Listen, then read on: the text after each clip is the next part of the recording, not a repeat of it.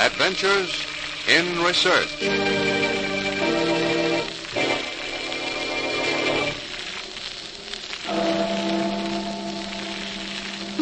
My watch is 10 seconds fast. Well, maybe the clock is slow. Oh, no.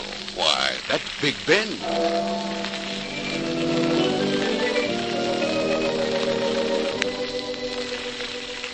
This is Paul Shannon, introducing another in the series of programs dealing with the thrilling adventures to be found in the field of scientific research, as told by the men of science themselves. And here is your guide along the way, Dr. Phillips Thomas, research engineer of the Westinghouse Research Laboratories. Thank you, Paul. Hello, everyone. This is the story of a clock. Not an ordinary everyday clock, but a deep-voiced friend, strengthener, and counselor to many people throughout the world. A clock with a history, with a voice that speaks of courage, of hope and liberty, of unshakable firmness of purpose. Moreover, this particular clock has a name, Big Ben. You've probably heard the voice of Big Ben over your radio many times and thought nothing of it. But if you, an American, happen to be in London, England, listening to the great hour bell atop the clock tower of the House of Commons,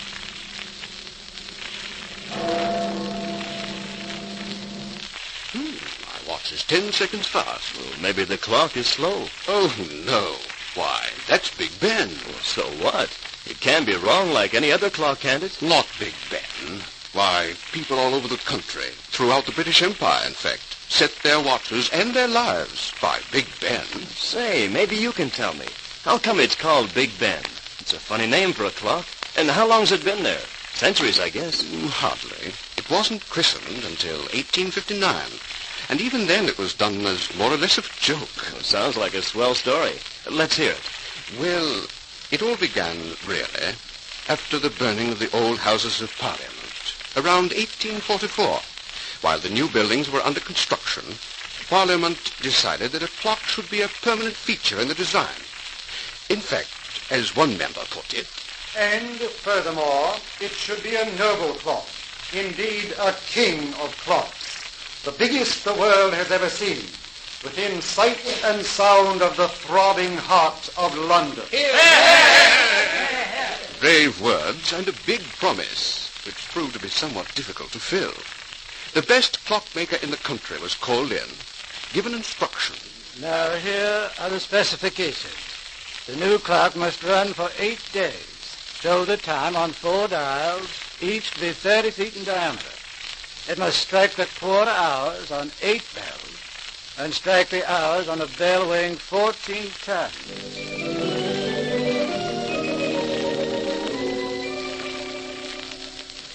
In due course, the clockmaker submitted a design, but it was turned down. 2 years of wrangling followed. Finally, the House appointed the Astronomer Royal, George Airy, to obtain designs and estimates. He was a man who was not easily satisfied, and 2 of his demands staggered the clockmakers. And in addition, the first strike of the hour bell should register the time correct to within 1 second per day. 1 second? Furthermore, it should telegraph its performance twice a day to the Greenwich Observatory, where a record could be kept. Any comments, gentlemen? Such a standard may easily be reached by observatory timepieces working under ideal conditions, that's true. But it's another matter for a clock whose hands are exposed to wind and weather. Such a demand is impossible. Utterly impossible. Nevertheless, those are the conditions, gentlemen. Such a clock could and should be made. How or by whom, I am unable to say at this moment. It is not impossible.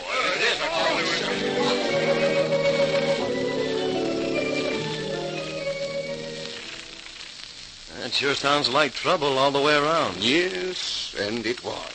The matter dragged on, the clock experts insisting it was an impossibility, the House of Commons still wrangling, and the public waiting for their clock.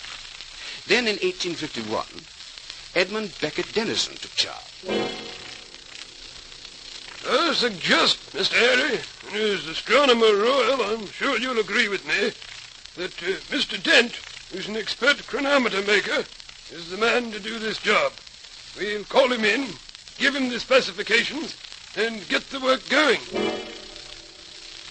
Thus, in 1852, work began in earnest. But more trouble was ahead.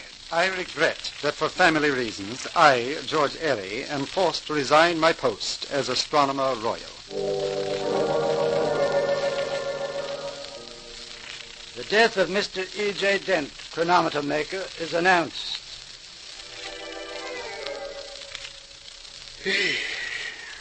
Well, that leaves me alone with a mass of machinery in front of me and a host of hostile critics behind me. A nice spot to be in, all right. Now, what happened next? Dennison went to work, assisted by Dent's stepson, Frederick, and in 1854, the clock was completed, 5 years before the tower which was to carry it was ready. So, for years, the clock lay in the workshop, continually watched and tested. One problem, however, remained unsolved, the costing of the 14-ton hour bell.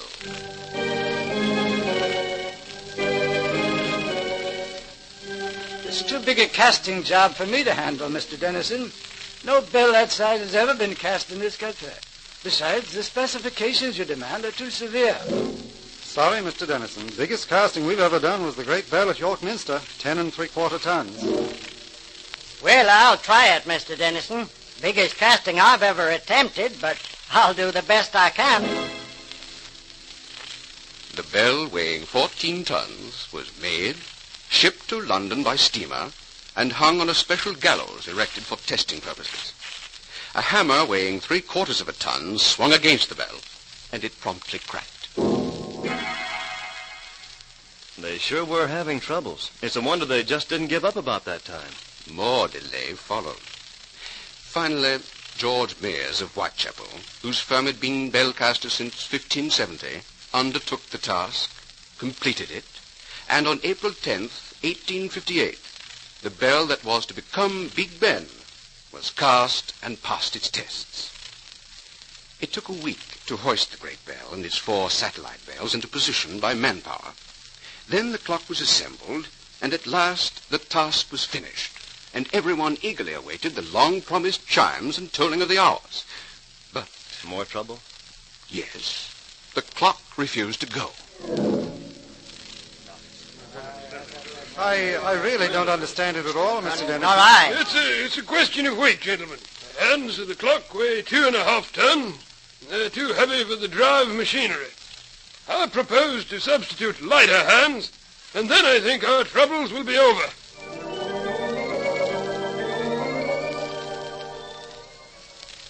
On May 31st, 1859, 15 years after Parliament decided there should be a clock in the new house, Big Ben came into his kingdom. But there was still one last problem.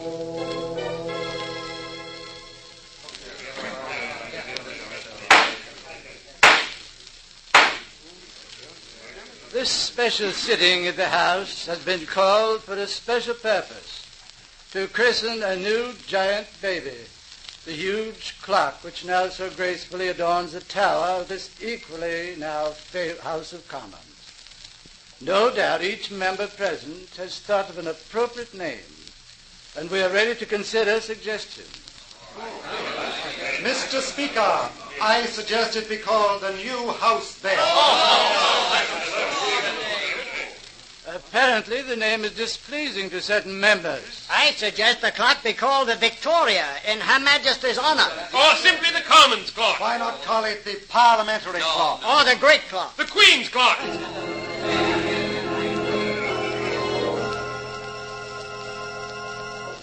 Throughout that hot summer afternoon, the name suggestions and the wrangling which followed each suggestion went on until finally...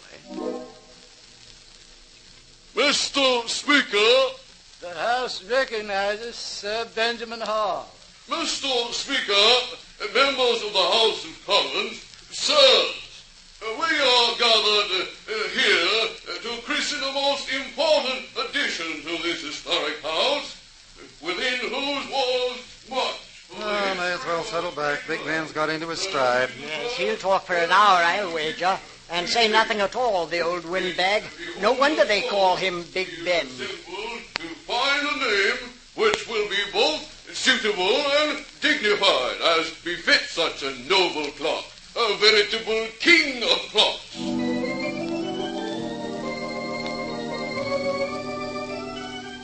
And so on this historic occasion, let us ponder carefully upon the selection of a suitable name for the clock.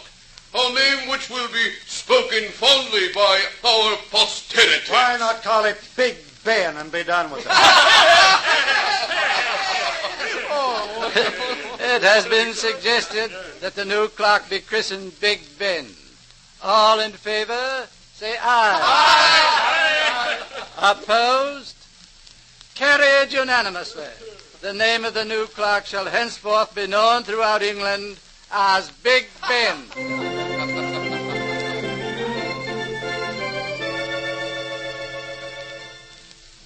So that's how Big Ben got its name, after Sir Benjamin Hull. I've often wondered about that. Well, I guess all their troubles were over at last. Not quite.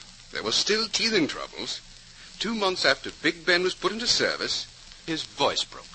Maltreatment, that's what caused it. I made this bell, and it's cracked under too heavy a hammer. Lighter hammer will fix it, I'm sure. Partly, but we'll have to chip a piece of metal out of the sound box and turn the bell just a little. Very well. See to the fitting of a lighter bell hammer. Give the bell about 1/8 of a turn. See what that does.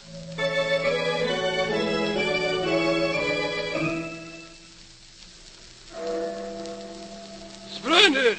I don't believe we'll have any more trouble with Big Ben. At last their troubles were over. Is that the Big Ben we know today? Yes, but if Big Ben, the great hour bell, is unique, so is the clock that drives him. The weights for the chimes and striking alone weigh about 2.5 tons. That's a lot of weight, all right. How do they work? The weights, I mean. They're hung by wire ropes, descending almost to the ground as they run down. And you know, in those early days, the work of winding was done by hand. It took 2 men 8 hours, twice a week, to do it. Today, modern electric motors wind them 3 times a week. So Big Ben's gone modern. Yes, and through all weather and conditions, through peace or war, Big Ben keeps time. As he has grown older, his character has developed, his influence spread. But always his big feature has been the correct time, exactitude, dependability.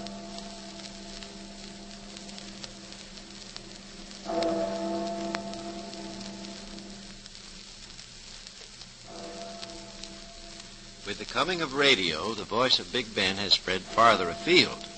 His voice is heard in the far-off corners of the earth, in the backwoods, the lonely islands, on ships sailing in distant seas, deep, sonorous tones that seem to say, "This is Big Ben calling. Time to check your watches."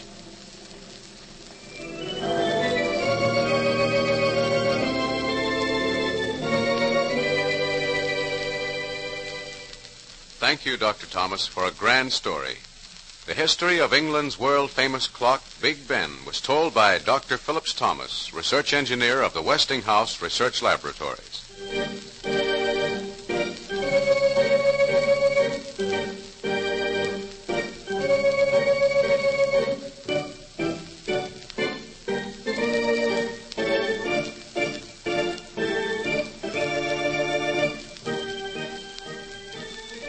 Join us again next week when Dr. Thomas will be back with another interesting story to tell on Adventures in Research.